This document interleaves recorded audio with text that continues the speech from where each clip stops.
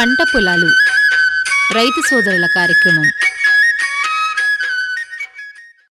పంట పొలాలు కార్యక్రమానికి రైతు సోదరులందరికీ స్వాగతం. రైతు సోదరులకు వినాయక చవితి శుభాకాంక్షలు. ఈనాటి పంట పొలాలు కార్యక్రమంలో వరి పంట సాగులో దిగుబడులు తగ్గడానికి గల కారణాలు మరియు అధిక దిగుబడికి సూచనలు తెలియజేస్తారు పొలాస ప్రాంతీయ వ్యవసాయ పరిశోధనా స్థానం శాస్త్రవేత్త డాక్టర్ బి శ్రీనివాస్ గారు. ఇంకా పంట మార్పిడి, అంతర పంటల సాగు గురించి కొన్ని సూచనలు వింటారు. కార్యక్రమంలో ముందుగా మార్కెట్ ధరలు. నిజామాబాద్ వ్యవసాయ మార్కెట్ కమిటీ తెలియజేసిన మార్కెట్ ధరలు ఈ విధంగా ఉన్నాయి. పసుపు పిల్ల కొమ్ములు గరిష్ట ధర 12,460 రూపాయలు, కనిష్ట ధర 9,500 రూపాయలు, మోడల్ ధర 12,460 రూపాయలు. పసుపు దుంప రకం గరిష్ట ధర 11,400 రూపాయలు, కనిష్ట ధర 8,000 రూపాయలు, మోడల్ ధర 9,615 రూపాయలు. పసుపు పొడి గరిష్ట ధర 9,311 రూపాయలు, కనిష్ట ధర 8,000 రూపాయలు, మోడల్ ధర 9,006 రూపాయలు. పసుపు పేస్ట్ గరిష్ట ధర 7,006 రూపాయలు, కనిష్ట ధర 6,500 రూపాయలు, మోడల్ ధర 6,501 రూపాయి. సజ్జలు గరిష్ట ధర 1,975 రూపాయలు, కనిష్ట ధర 1,250 రూపాయలు, మోడల్ ధర 1,925 రూపాయలు. అల్లం గరిష్ట ధర 9,669 రూపాయలు, కనిష్ట ధర 5,550 రూపాయలు, మోడల్ ధర 9,369 రూపాయలు. మార్కెట్ ధరలు విన్నారు. ఇప్పుడు వాతావరణ సూచన. హైదరాబాద్ వాతావరణ కేంద్రం నుండి వచ్చిన సమాచారం ప్రకారం రానున్న 2 రోజుల్లో అతి తేలికపాటి నుండి తేలికపాటి వర్షాలు కురిసే సూచనలు ఉన్నాయి. పగటి గరిష్ట ఉష్ణోగ్రత 29 నుండి 30 డిగ్రీల సెల్సియస్ మరియు రాత్రి కనిష్ట ఉష్ణోగ్రత 23 డిగ్రీల సెల్సియస్ మధ్య నమోదు కావచ్చు. గాలిలోని తేమ ఉదయం 84 నుండి 90% మరియు మధ్యాహ్నం 64 నుండి 68% ఉండవచ్చు. నైరుతి దిశ నుండి గాలులు సరాసరి గంటకు 14 నుండి 16 కిలోమీటర్ల వేగంతో వీచే అవకాశం ఉంటుంది. రానున్న 2 రోజుల్లో అక్కడక్కడ ఉరుములు, మెరుపులు, ఈదురుగాలులతో తేలికపాటి వర్షాలు కురిసే అవకాశం ఉంటుంది. వాతావరణ సూచన విన్నారు. కార్యక్రమంలో ఇప్పుడు వరి పంట సాగులో దిగుబడులు తగ్గడానికి గల కారణాలు మరియు అధిక దిగుబడులు పొందడానికి సూచనలు తెలియజేస్తారు పొలాస ప్రాంతీయ వ్యవసాయ పరిశోధనా స్థానం శాస్త్రవేత్త డాక్టర్ బి శ్రీనివాస్ గారు. రైతు సోదరులకు నమస్కారం. వరిలో చూసినట్లయితే గత కొంతకాలంగా కొత్త రకాలు కానీ కొత్త సంకర రకాలు కానీ విడుదల అవుతున్నప్పటికీ కూడా ఎన్నో కారణాల వల్ల దిగుబడి మనకు తగ్గుతూ వస్తుంది. అంటే ఉదాహరణకి ఏదైనా వంగడం విడుదలైనప్పుడు దాని దిగుబడి సామర్థ్యం చూసినట్లయితే దాదాపు ఎకరానికి 30 నుంచి 35 క్వింటాలు ఉన్నప్పుడు అదే వంగడం రైతు స్థాయిలో వెళ్ళేసరికి దాని తగ్గ పొటెన్షియల్ అంటే దానికి దిగుబడి సామర్థ్యం ఉన్నంత 30 నుంచి 35 క్వింటాలు ఉన్నంత రాకపోవడం, రైతు స్థాయిలో 25 క్వింటాలే రావడం, దీనికి చాలా కారణాలు ఉన్నాయి. అయితే దీనిలో మనం ప్రధానంగా చూసుకోవాల్సిన కారణాలు ఎరువుల యాజమాన్యం ఒకటి, అదేవిధంగా ఈ సమగ్ర సస్యరక్షణ. అంటే ఈ ఎరువులను చూసుకున్నట్లయితే రైతాంగం వీటిని సరైన సమయంలో వేయకపోవడం ఒకటి, మోతాదుకు మించి వేయడం ఒకటి, అదేవిధంగా మోతాదుకి తక్కువగా వేయడం. సిఫార్సు చేసిన మోతాదులో వేయకుండా, సిఫార్సు చేసిన సమయంలో వేయకుండా రైతులు వారికి ఇష్టం వచ్చిన రీతిలో ఎరువులు వేయడం వల్ల కూడా దిగుబడి తగ్గుతూ ఉంది. ఒకవేళ సిఫార్సుకి మించి వేసినట్లయితే అనేక రకాల చీడపీడలకు గురయ్యే అవకాశం ఉంది. సో దానివల్ల పంట దిగుబడి తగ్గే అవకాశం ఉంది. అదేవిధంగా మోతాదుకి తగ్గించి వేసినా కూడా దిగుబడి తగ్గే అవకాశం ఉంది. అదొకటి. అదేవిధంగా సిఫార్సు చేసిన సమయం చెప్తాం, అంటే పిలకలు చేసే దశలో వేయమని, అదేవిధంగా అంకురం చేసే దశలో వేయమని రైతులకు చెప్తూ ఉంటాము. కానీ రైతులు సరైన సమయంలో వేయకపోవడం కూడా దిగుబడి తగ్గడానికి ప్రధాన కారణాలుగా చెప్పుకోవచ్చు. అయితే ఈ ఎరువులు వేసేటప్పుడు రకాలను బట్టి కూడా ఇప్పుడు మనం చూసినట్టయితే ఖరీఫ్ సీజన్లో రైతులు దాదాపు ఒక 3-4 కాల పరిమితి గల రకాలు వేస్తూ ఉంటారు. అంటే ఇప్పుడు స్వల్పకాలిక రకాలు కానివ్వండి, అదేవిధంగా మధ్యకాలిక రకాలు కానివ్వండి, దీర్ఘకాలిక రకాలు కానివ్వండి వేస్తూ ఉంటారు. అంటే ఏ కాల పరిమితి గల రకాలు వేసినా కూడా ఎరువుల మోతాదు అంతే ఉంటుంది, కానీ వాటిని వేయడానికి దఫాలు పెంచుకోవాల్సి ఉంటుంది. ఉదాహరణకి స్వల్పకాలిక రకాలు వేశారనుకోండి, అంటే స్వల్పకాలిక రకాలంటే మనకి దాదాపు ఖరీఫ్లో చూసుకున్నట్లయితే దాదాపు 110 నుంచి 120 లేదా 125 రోజుల్లో పంట చేతికి వస్తుంది. అంటే స్వల్పకాలిక రకాలంటే మనకు నారు పోసినప్పటి నుంచి పంట కోసే వరకు అని చెప్పుకోవాల్సి వస్తుంది. సో ఈ స్వల్పకాలిక రకాలని మనం వేసుకునేటప్పుడు ఈ రసాయనిక ఎరువుల్ని ఒక 3 దఫాలుగా వేసుకోవాల్సి ఉంటుంది. అదే దీర్ఘకాలిక రకాలు మరియు మధ్యకాలిక రకాలు అంటే మధ్యకాలిక రకాలు అంటే 135 నుంచి 140 రోజుల పంట చేతికి వస్తుంది. అదేవిధంగా దీర్ఘకాలిక రకాలంటే ఉదాహరణకు మీరు బీపీటీ చూసుకోండి, బీపీటీ 5204 చూసుకోండి, లేకుంటే స్వర్ణ చూసుకోండి, లేకుంటే సిద్ధి చూసుకోండి. ఇలాంటి రకాలు మనం సాగు చేస్తున్నప్పుడు ఎరువుల మోతాదు అంతే ఉంటుంది, కానీ మనం వేసేటప్పుడు 4 దఫాలుగా వేసుకోవాల్సి ఉంటుంది. స్వల్పకాలిక రకాలు అయితే 3 దఫాలుగా, అదేవిధంగా ఈ మధ్యకాలిక మరియు దీర్ఘకాలిక రకాలు వేసుకున్నప్పుడు 4 దఫాలుగా వేసుకోవాల్సి ఉంటుంది. సో ఇలాంటి జాగ్రత్తలు కొద్దిగా పాటిస్తూ ఉండాలి. లేకపోయినట్లయితే మనకి దిగుబడి సామర్థ్యం తగ్గే అవకాశం ఉంది. ఎరువులు చూసుకున్నప్పుడు రకరకాల ఎరువులు ఉన్నాయి. అంటే రసాయనిక ఎరువులు కానివ్వండి, జీవ ఎరువులు కానివ్వండి, సేంద్రియ ఎరువులు కానివ్వండి, పచ్చి రొట్టె ఎరువులు కానివ్వండి, సమగ్ర పోషక యాజమాన్యం పాటిస్తూ ఉండాలి. రైతు ఎక్కువగా రసాయనిక ఎరువుల మీదే ఆధారపడినట్లయితే తర్వాత భవిష్యత్తులో ఈ భూమి యొక్క సారం కోల్పోయి భూమి కాలుష్యంగా మారడం కానీ ఇవన్నీ జరిగే ప్రమాదం ఉంది. కాబట్టి అన్ని సమతుల్యంగా వాడవలసి ఉంటుంది. రసాయనిక ఎరువులతో పాటు పచ్చి రొట్టె ఎరువులు కానివ్వండి, జీవ ఎరువులు కానివ్వండి, అదేవిధంగా ఈ సేంద్రియ ఎరువులను కానివ్వండి సమపాలల్లో రైతు వినియోగించినట్లయితే రైతు మంచి దిగుబడి సాధించడమే కాకుండా పైరుని చీడపీడల నుంచి రక్షించవచ్చు. అదేవిధంగా భూ కాలుష్యాన్ని అరికట్టి భూసారాన్ని పెంచే అవకాశం ఉంది. పచ్చి రొట్టె ఎరువులు చూసుకోండి. అంటే ఇప్పుడు ఖరీఫ్ మనకి దాదాపు జూన్లో స్టార్ట్ అవుతుంది. జూన్ 15 నుంచి మనకు వర్షాలు పడడం కానీ స్టార్ట్ అవుతుంది.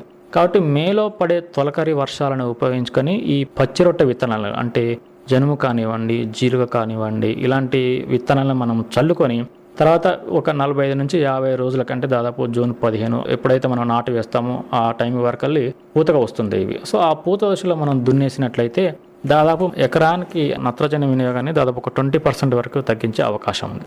వీటితో పాటు సేంద్రియ ఎరువులు అంటే ఫామ్ యార్డ్ మెన్యూర్, పశువుల ఎరువులు కానివ్వండి, గొర్రె ఎరువులు కానివ్వండి, కోళ్ళ ఎరువులు కానివ్వండి, ఇవి కూడా వేయడం వల్ల 15 నుంచి 20% వరకు రసాయనిక ఎరువుల ద్వారా అయ్యే నత్రజని వినియోగాన్ని కూడా మనం ఆదా చేసుకోవచ్చు. ఇప్పుడు మనకి సేంద్రియ ఎరువులు, పచ్చి రొట్టె ఎరువులతో పాటు జీవ ఎరువులు కూడా అందుబాటులో ఉన్నాయి. ఉదాహరణకి నీలి ఆకు పచ్చ కానివ్వండి, అదేవిధంగా ఫాస్ఫో బ్యాక్టీరియా కానివ్వండి, అజొల్లా కానివ్వండి, అజిటోబ్యాక్టర్ కానివ్వండి, ఇలాంటి జీవ ఎరువులను కూడా మనం వాడడం వల్ల మనము సమతుల్యాన్ని పాటించినట్లు అవుతుంది. అదేవిధంగా దాదాపు ఒక 15 నుంచి 20% నత్రజనిని అదేవిధంగా ఈ భాస్వరాన్ని కూడా మనం ఆదా చేసిన వాళ్ళం అవుతాం. అదేవిధంగా ఇప్పుడు మనం పచ్చి రొట్టె ఎరువులు చూసాము, సేంద్రియ ఎరువులు చూసాము, జీవ ఎరువులు చూసాము.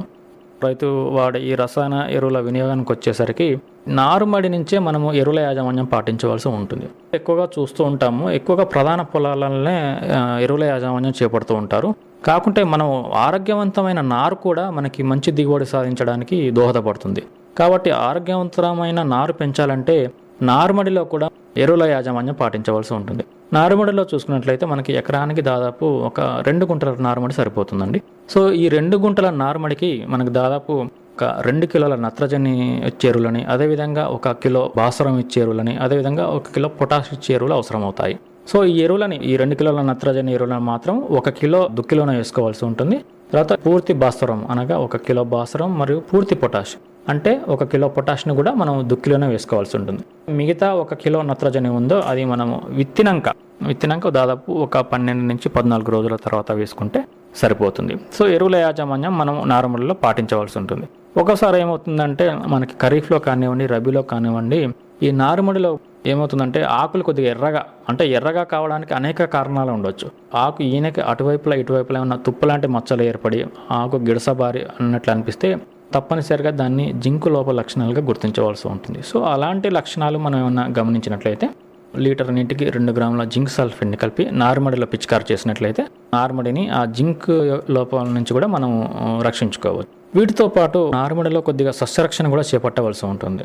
ఎందుకంటే నారుమడిలో మనకు మొగి రావచ్చు, అదేవిధంగా కాండం తొలుచు పురుగు వల్ల మనకి ఈ నారు చనిపోయే అవకాశం ఉంటుంది, అదేవిధంగా అగ్గి తెగులు వచ్చే అవకాశం ఉంటుంది. కాబట్టి ఇలాంటి ఏమన్నా కనిపించినప్పుడు అంటే మొగి పురుగు కనిపించినప్పుడు ఈ ఎకరానికి సరిపోయే నారుమడికి దాదాపు ఒక 800 గ్రాముల కార్బోఫ్యూరాన్ 3G గుళికలు వేసుకున్నట్లయితే నారుని స్టెమ్ బోరర్ అంటే కాండం తొలుచు పురుగు బారి నుంచి మనం రక్షించే అవకాశం ఉంది. అదేవిధంగా ఉల్లికోడు లాంటివి వచ్చి ఉంటే కూడా వాటిని రక్షించే అవకాశం ఉంటుంది. అంటే ఉల్లికోడు మనకు సాధారణంగా ప్రధాన పొలంలోనే వస్తుంది.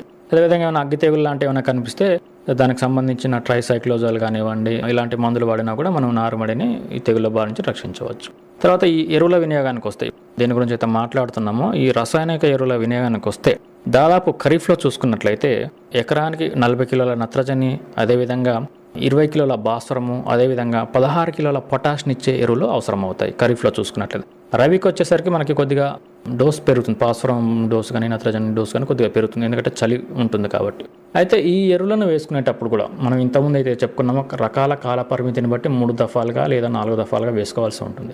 సో నత్రజని విషయానికి వస్తే నత్రజని మనకి దాదాపు ఎకరానికి 40 కిలోల నత్రజని అవసరం అవుతుంది. సో దీన్ని మనం నత్రజనిని ఒకేసారి వేయకూడదు. అంటే 40 కిలోల నత్రజనిని ఇచ్చే ఎరువులని మనం ఒకటేసారి వేయకుండా దీన్ని 3 సమభాగాలుగా చేసుకోవాలి. నత్రజనిని ఇచ్చే ఎరువులను 3 సమభాగాలుగా చేసుకొని మొదటి భాగాన్ని ఆఖరి దుక్కులో వేసుకోవాలి.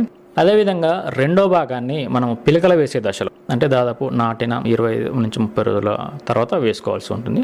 మూడో భాగాన్ని మాత్రము మనం చిరుపొట్ట దశలో వేసుకోవాల్సి ఉంటుంది. అదేవిధంగా భాస్వరం ఎరువుకి వస్తే దీన్ని మనం భాగాలుగా చేసుకోవాలని అవసరం లేదు. 20 కిలోల భాస్వరం మనకి ఎకరానికి అవసరం అవుతుందా, ఆ 20 కిలోల భాస్వరాన్ని ఇచ్చే ఎరువులని పూర్తిగా మనం ఆఖరి దమ్ములోనే వేసుకోవాల్సి ఉంటుంది. నెక్స్ట్ ఎరువు ఏంది, మనకు పొటాష్నిచ్చే ఎరువు ఉంది. దాదాపు ఎకరానికి 16 కిలోల పొటాష్నిచ్చే ఎరువులు అవసరం అవుతాయి. కాబట్టి మనం దీన్ని 2 సమభాగాలుగా చేసుకొని మొదటి భాగాన్ని అయితే ఆఖరి దమ్ములో వేసుకోవాల్సి ఉంటుంది. చివరి భాగాన్ని మనం చివరి దఫా నత్రజని ఉంది కదా, మనం చిరుపొట్ట దశలో వేసుకుంటాం. దాంతోపాటు అంటే ఆఖరి దఫా నత్రజనితో చివరి పొటాష్ సగభాగాన్ని వేసుకున్నట్లయితే పైరు ఆరోగ్యవంతంగా పెరిగి మంచి దిగుబడిని సాధించే అవకాశం ఉంటుంది. అయితే ఈ ఎరువులు వేసేటప్పుడు కూడా రైతు సోదరులు ఏం చేస్తారంటే బాగా నీళ్లు పెట్టి, అంటే ఎక్కువ నీళ్లు ఉన్నా లేకుంటే మరీ నీళ్ళు లేకున్నా వేసుకున్నట్లయితే ఆ ఎరువుల వినియోగం పూర్తిగా వినియోగం కాదు. కాబట్టి ఎప్పుడైనా రైతు సోదరులు ఏమైనా గమనించాలంటే ఎరువులు వేసేటప్పుడు బురద పొదను మాత్రమే ఉండాలి. నీళ్ళు ఎక్కువగా ఉన్నా కూడా మనం వేసే యూరియా కానీ అవి ఎక్కువగా ఆవిరైపోయే అవకాశం, లేకుంటే అన్నిటితో పాటు కొట్టుకుపోయి వేరే మళ్ళకి పోయే అవకాశం ఉంటుంది. కాబట్టి బురద పదంలో వేసుకున్నట్లయితే వాటి వినియోగం చాలా బాగా ఉంటుంది. సో మనం బురద పదంలో వేసుకున్నాక 1 నుంచి 2 రోజులు మళ్ళీ నీళ్లు పెట్టడం కానీ అదే మడి నుంచి మళ్ళీ వేరే మడికి నీళ్లు పోకుండా మనం చూసుకున్నట్లయితే అదే మడిలో 1-1.5 రోజుల్లో మనం వేసిన ఎరువులు పూర్తిగా నేలలోకి ఇంకి పైరుకు అంది మనకు ఆరోగ్యవంతమైన పైరు పెరిగే అవకాశం ఉంది.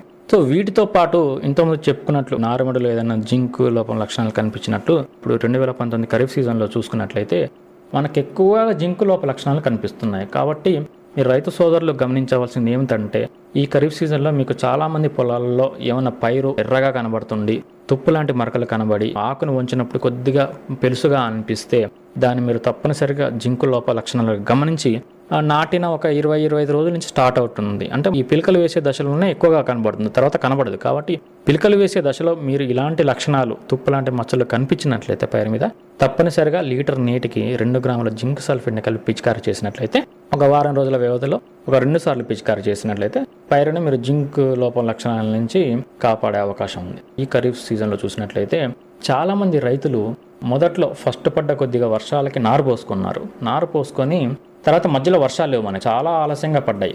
ప్రధాన పొలాన్ని తయారు చేసుకోవడానికి అవసరమైన నీళ్లు సరిపోలేక వారు నారుని చాలా రోజులు పెంచుకున్నారు. ప్రధాన పొలంలో 30 రోజుల నారును వేసుకోవాలో దాన్ని వేసుకోకుండా ప్రధాన పొలం తయారు చేసుకోవడానికి నీళ్ళు లేక రైతులు చేశారు. ఆగస్టులో వర్షాలు పడ్డప్పుడు లేటుగా, అంటే దాదాపు 45 నుంచి 50 రోజుల నారును కూడా వేసుకున్నారు. సో ఇలాంటి సిచ్యువేషన్లో మీరు చూసినట్లయితే అంటే యాక్చువల్గా స్వల్పకాలిక రకాలని, అంటే 120 రోజుల పంట కాలం ఉన్న రకాలని, అంటే బతుకమ్మ కానీ 1010 కానీ ఇలాంటి రకాలని వేసుకునేటప్పుడు తప్పనిసరిగా మీరు 30 రోజుల లోపు నారునే వేసుకోవాల్సి ఉంటుంది. దీర్ఘకాలిక రకాలు అంటే 150 రోజుల పంట కాలం ఉన్న రకాలను వేసుకోవాలన్నప్పుడు కొద్దిగా లేట్ అయినా పర్లేదు, అంటే దాదాపు 40 రోజులు 45 రోజుల నారు వేసుకున్నా కూడా మంచి దిగుబడులు సాధించే అవకాశం ఉంది. ఒకవేళ తప్పనిసరి పరిస్థితుల్లో మనం ముదురు నారు నాటవలసి వస్తే, అంటే 30 రోజులు దాటిపోయింది, దీర్ఘకాలిక రకాలకు కూడా 40 రోజులు దాటిపోయింది, ఇలాంటి రకాలు మనం ముదురు నారు వేసుకోవాల్సిన పరిస్థితి వస్తే కొన్ని యాజమాన్య పద్ధతులు పాటించాలి. అంటే ఏం చేయాలి, వేసుకునేటప్పుడు కొద్దిగా దగ్గరికి వేసుకోవాలి. అంటే మనం చదరపు మీటర్కి దాదాపు సిఫార్సు ఏం చేస్తాము, ఈ దీర్ఘకాలిక రకాలైతే ఒక చదరపు మీటర్కి 33 ఉండాలి, లేకుంటే స్వల్పకాలిక రకాలైతే ఒక 50 నుంచి 60 వరకు ఉండాలని చెప్తుంటాం కదా. సో ముదురు నారు వేసేటప్పుడు ఏం చేయాలంటే ఇంకా దగ్గరికి వేయండి, అంటే కొద్దిగా దగ్గరికి వేయాలి. ఎందుకంటే మీరు దాదాపు నారుమడిలోనే 50 రోజులు గడిచింది అనుకోండి, అంటే పిలకలు వేసే దశ కూడా మీకు నారుమడిలోనే జరిగిపోయింది. ఇక ప్రధాన పొలంలో పిలకలు వేయడానికి తక్కువ సమయం ఉంది. కాబట్టి మీరు ఈ ప్రధాన పొలంలో ముదురు నారు వేసేటప్పుడు దగ్గరగా వేయడం. అదేవిధంగా మీరు కుదురుకి మామూలుగా 3-4 కర్రలు వేస్తుంటారు, అలా కాకుండా ఒక 6-7 కర్రలు 7-8 కర్రలు వేయడం.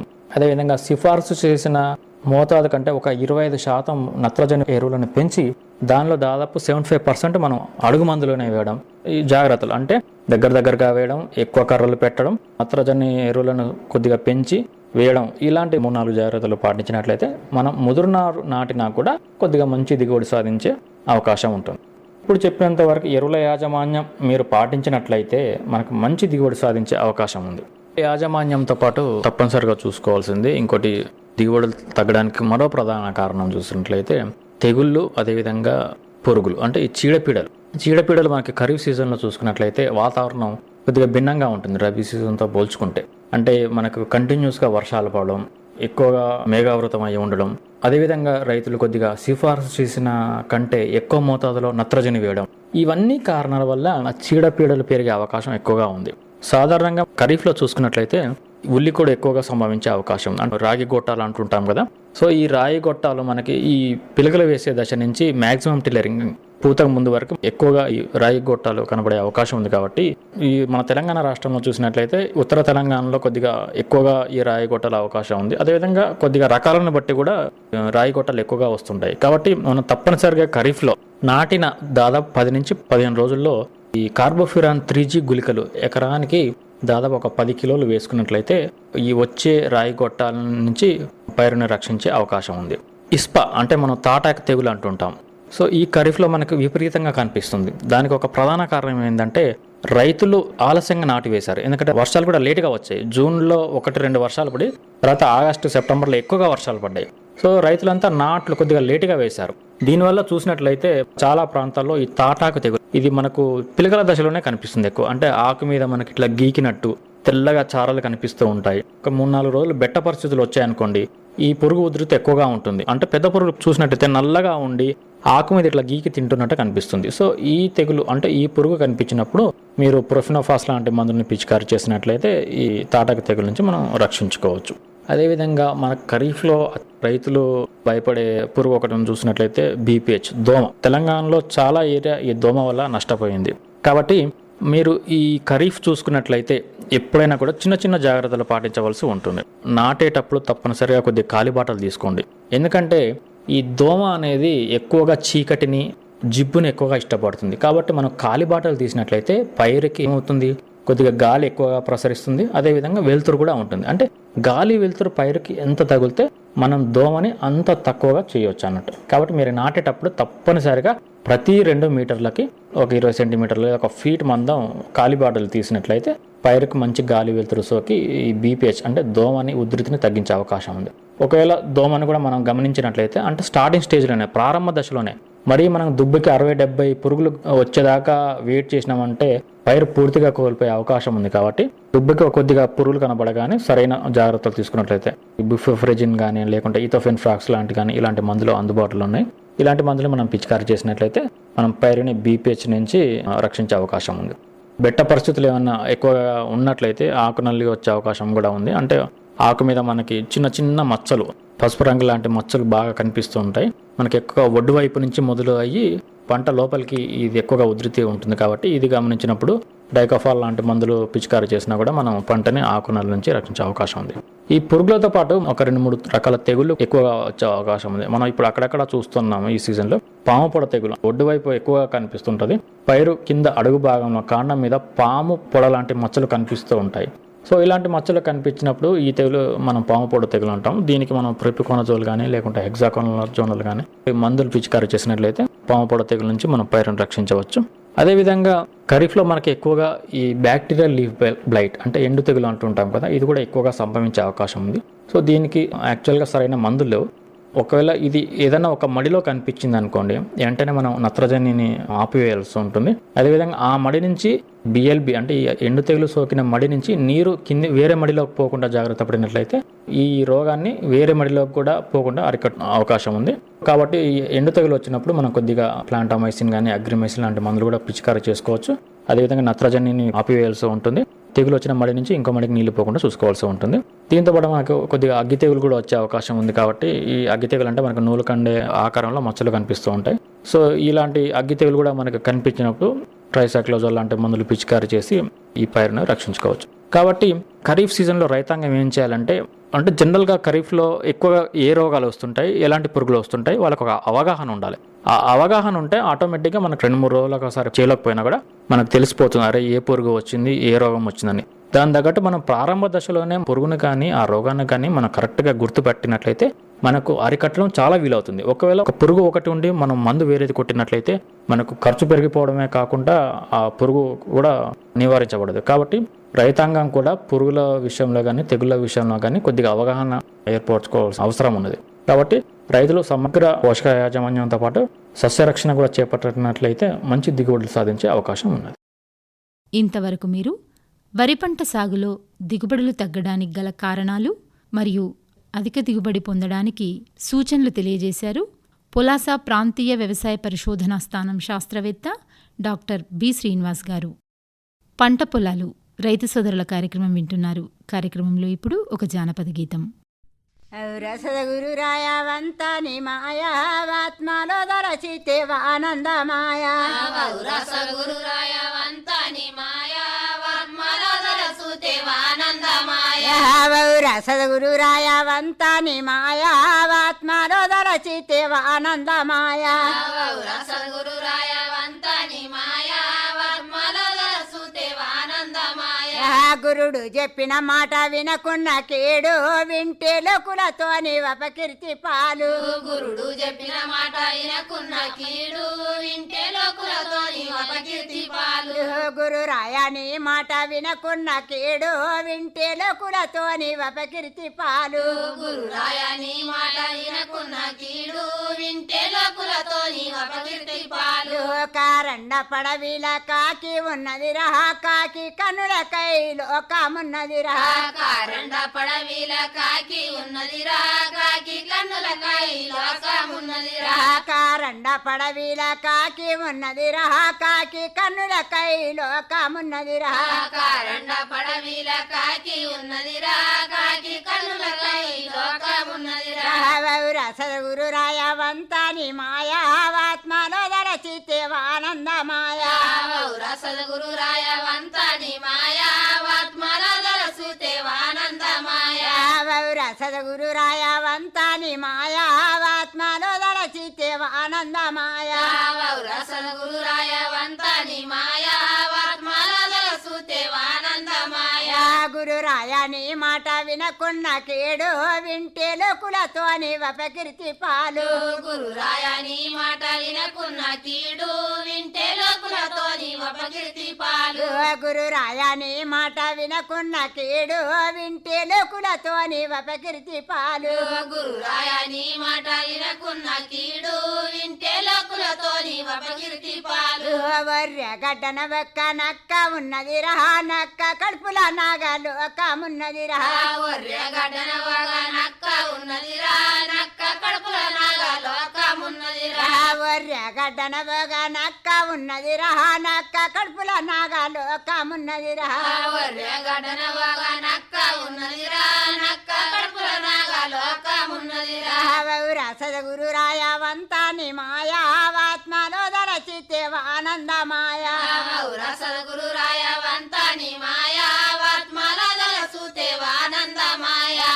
రసగురు రాయవంత ని మాయా ఆత్మలో దరచితే ఆనందమాయా. రసగురు రాయవంత ని మాయా ఆత్మలో దరచితే ఆనందమాయా. గురు రాయని మాట వినకున్న కీడు వింటే లోకులతోని అపకీర్తి పాలు. గురు రాయని మాట వినకున్న కీడు వింటే లోకులతోని అపకీర్తి పాలు. గురు రాయని మాట వినకున్న కీడు వింటే లోకులతోని అపకీర్తి పాలు. గురు రాయని మాట వినకున్న కీడు వింటే లోకులతోని అపకీర్తి పాలు. గంగా గడ్డన ఒక్క కొంగ ఉన్నది రహా కొంగ మెడల కోటి లింగాలున్నాయి రహా. గంగా గడన ఒక కొంగ ఉన్నదిరా కొంగ మెడల కోటి లింగాలున్నాయిరా. గంగా గడ్డన ఒక కొంగ ఉన్నది రహా కొంగ మెడల కోటి లింగాలున్నాయి రహా. గంగా గడన ఒక కొంగ ఉన్నదిరా కొంగ మెడల కోటి లింగాలున్నాయిరా. రసగురు రాయవంత ని మాయా ఆత్మలో దరచితే ఆనందమాయా. రసగురు రాయవంత ని మాయా ఆత్మలో దరచితే ఆనందమాయా. సద్గురు రాయవంతాని మాయావాత్మలో దరచితే ఆనందమాయా సద్గురు రాయవంతాని మాయావాత్మలో దలసూతే ఆనందమాయా గురు రాయాని మాట వినకున్న కేడు వింటే లోకులతోని వపకిరిచి పాలు గురు రాయని మాట వినకున్న కీడు వింటే లోకులతోని అపకీర్తి పాలు గురు రాయాని మాట వినకున్న కేడు వింటే లోకులతోని వపకిరిచి పాలు గురు రాయని మాట వినకున్న కీడు వింటే లోకులతోని అపకీర్తి పాలు చింత చెట్టు మీద చిలిక ఉన్నది రా చిలిక నోటిల రామ పలుకులున్నాయి రా చింత చెట్టు మీద సిలిక ఉన్నది రా సిలిక నోటిల రామ పలుకులున్నాయి రా చింత చెట్టు మీద చిలిక ఉన్నది రా చిలిక నోటిల రామ పలుకులున్నాయి రా చింత చెట్టు మీద సిలిక ఉన్నది రా సిలిక నోటిల రామ పలుకులున్నాయి రా రావౌరా సద్గురు రాయవంతాని మాయావాత్మలో దరచితే ఆనందమాయా సద్గురు రాయవంతాని మాయావాత్మలో దలసూతే ఆనందమాయా రావౌరా సద్గురు రాయవంతాని మాయావాత్మలో దరచితే ఆనందమాయా సద్గురు రాయవంతాని మాయావాత్మలో దలసూతే ఆనందమాయా గురు రాయాని మాట వినకున్న కేడు వింటే లోకులతోని వపకీర్తి పాలు గురు రాయని మాట వినకున్న కీడు వింటే లోకులతోని అపకీర్తి పాలు గురు రాయాని మాట వినకున్న కేడు వింటే లోకులతోని వపకీర్తి పాలు గురు రాయని మాట వినకున్న కీడు వింటే లోకులతోని అపకీర్తి పాలు వెలకి చెట్టు మీద వెలిక ఉన్నది రా ఎలిక కడుపుల ఏడు లోకాలున్నాయి రా ఎలికి చెట్టు మీద ఎలుక ఉన్నది రా ఎలుక కడుపుల 7 లోకాలున్నాయి రా వెలకి చెట్టు మీద వెలిక ఉన్నది రా ఎలిక కడుపుల ఏడు లోకాలున్నాయి రా ఎలికి చెట్టు మీద ఎలుక ఉన్నది రా ఎలుక కడుపుల 7 లోకాలున్నాయి రా రావౌరా సద్గురు రాయవంతాని మాయావాత్మలో దరచితే ఆనందమాయా సద్గురు రాయవంతాని మాయావాత్మలో దలసూతే ఆనందమాయా రావౌరా సద్గురు రాయవంతాని మాయావాత్మలో దరచితే ఆనందమాయా సద్గురు రాయవంతాని మాయావాత్మలో దలసూతే ఆనందమాయా గురు రాయాని మాట వినకున్న కేడు వింటే లోకులతోని వపకీర్తి పాలు గురు రాయని మాట వినకున్న కీడు వింటే లోకులతోని అపకీర్తి పాలు గురు రాయాని మాట వినకున్న కేడు వింటే లోకులతోని వపకీర్తి పాలు గురు రాయని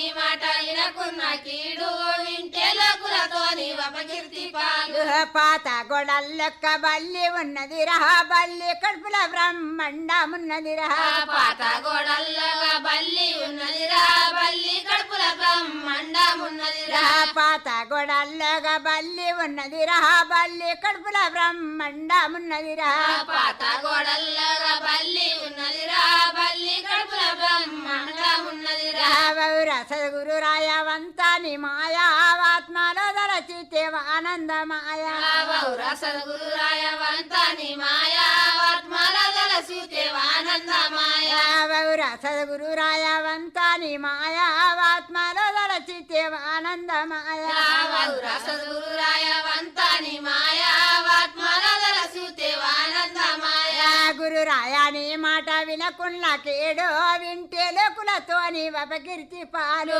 గురు రాయని మాట వినకున్న కీడు వింటే లోకులతోని అపకీర్తి పాలు గురు రాయాని మాట వినకున్న కేడు వింటే లోకులతోని వపకీర్తి పాలు గురు రాయని మాట వినకున్న కీడు వింటే లోకులతోని అపకీర్తి పాలు కోన గొమ్మల్లోగా కోతి ఉన్నది రా కోతి నెత్తిల పారం జ్యోతి ఉన్నది రా కోన గుమ్మల్లోగా కోతి ఉన్నది రా కోతి నెత్తిల పారం జ్యోతి ఉన్నది రా